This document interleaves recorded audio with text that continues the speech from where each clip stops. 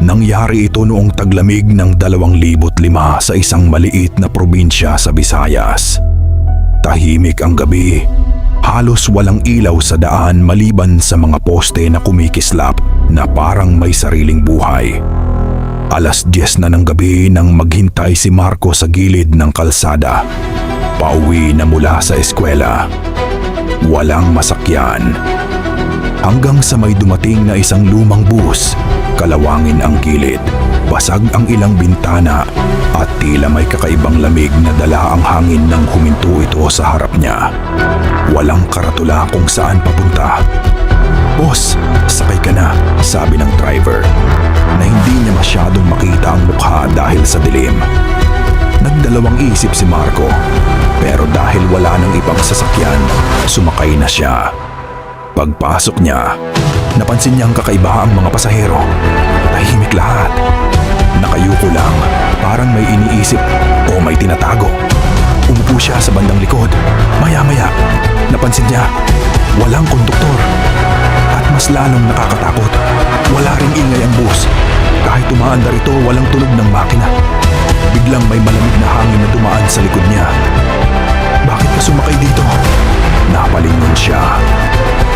Isang matandang babae ang nakatingin sa kanya. Maputla ang balat at tila nanginginig ang boses. "Ano po?" tanong ni Marco. "Hindi ka dapat nandito." Ulong nito. Kinabahan na siya. Tumayo siya para bumaba, pero wala na ang pintuan.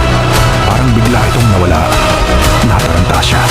Tumingin siya sa ibang pasahero at doon niya napansin, hindi sila gumagalaw. Hindi sila humihinga.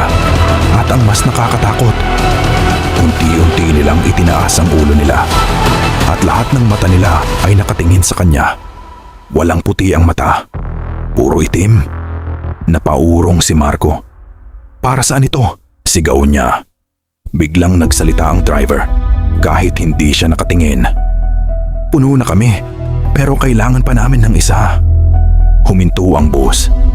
Biglang bumukas ang pinto, ngunit hindi sa kalsada, kundi sa isang madilim na lugar na tila walang katapusan. Sumigaw si Marco at tumakbo palabas. Pagdilat niya, nasa gilid na ulit siya ng kalsada. Mag-isa, parang walang nangyari.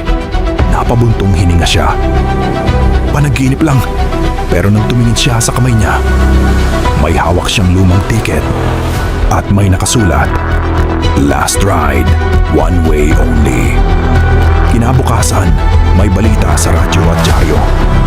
Isang estudyante ang natagpuang walang buhay sa gilid ng kalsada. Walang sugat, pero may takot sa mukha. At sa CCTV, may nakita silang lumang bus na matagal nang naaksidente noong dekada 70.